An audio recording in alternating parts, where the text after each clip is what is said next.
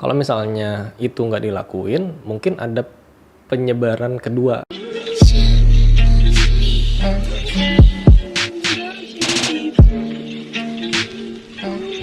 Hai semuanya, balik lagi bareng gue. Di video kali ini gue mau sharing sedikit tentang Corona.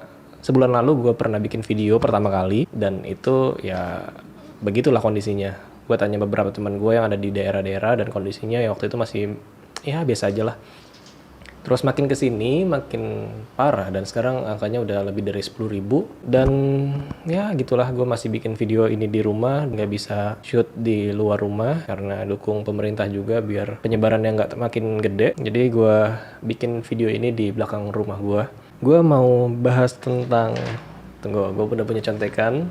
Tunggu dah, ini banyak semut dah di sini. Bentar ya, ini banyak semut, sumpah deh, gue mau bersihin dulu.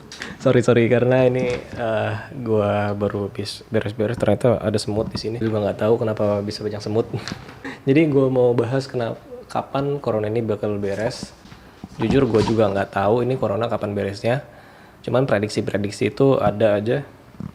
Ada yang bilang bulan Mei, ada yang bilang bulan Juni awal itu bakal berkurang dan perlahan bakal pulih.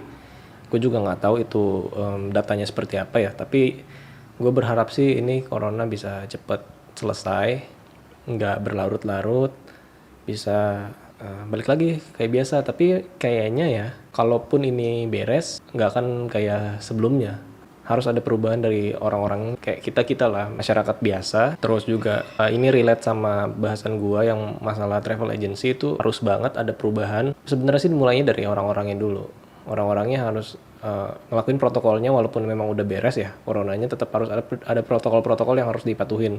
Misalnya ya jaga jarak atau cuci tangan, itu kan sesuatu hal yang positif, tapi sebelum-sebelumnya mungkin jarang dilakuin, dan itu bisa jadi hal yang lebih lagi dilakuin nantinya gitu. Jadi kebiasaan baru, habit baru. Terus kalau misalnya service provider kayak travel agency, jujur itu kusut sekarang ini, kusut termasuk gua. Jadi gua dan tim Mentrilona itu sebenarnya udah ngegarap ada satu trip dan beberapa trip lainnya di bulan April, dan next akan terus ada trip. Cuma masuk bulan April angka corona makin gede dan kita harus membatalkan trip kita, ya sudahlah. Cuma yang jadi masalah kan karena travel ini jadi satu korban dari keganasan corona ini. Kalau misalnya diruntut, travel ini banyak sub-subnya gitu. Misalnya dari travel agency, di situ ada kayak service untuk hotel atau sebagainya. Turunan itu banyak. Terus makanan, akomodasi, itu semuanya kena impact. Ya termasuk gue juga nggak tahu ini income-nya harus gimana. Seandainya pun pulih hari ini, corona misalnya pulih di hari ini, pasti ada masa waktu recovery-nya, dan nggak bisa langsung tiba-tiba travel langsung naik. Dan untuk para penggiat usaha travel juga pasti harus putar otak gimana caranya bisa ada income, dan gimana caranya biar setelah corona ini bisnisnya mereka tetap bisa jalan lagi. Menurut gue, seandainya corona bersih hari ini, itu ada masa-masa recovery yang cukup panjang, karena orang-orang harus recovery bagian dasarnya dulu. Kayak kebutuhan dasar semuanya terpenuhi, ekonomi dasarnya terpenuhi, ya nggak kelaparan gitu lah ya. Intinya gitu, nggak kelaparan dan mereka cukup. Setelah itu jadi, baru bisnis yang lainnya bisa gerak juga kayak travel. Kalau misalnya basic ekonominya itu nggak jalan, menurut gue sistem ekonomi di travel juga nggak akan jalan. Jadi rada pusing juga ini pada travel agency termasuk gua, karena ya bingung gimana cara marketingnya, kecuali ya mungkin marketnya para sultan yang uangnya nggak habis-habis.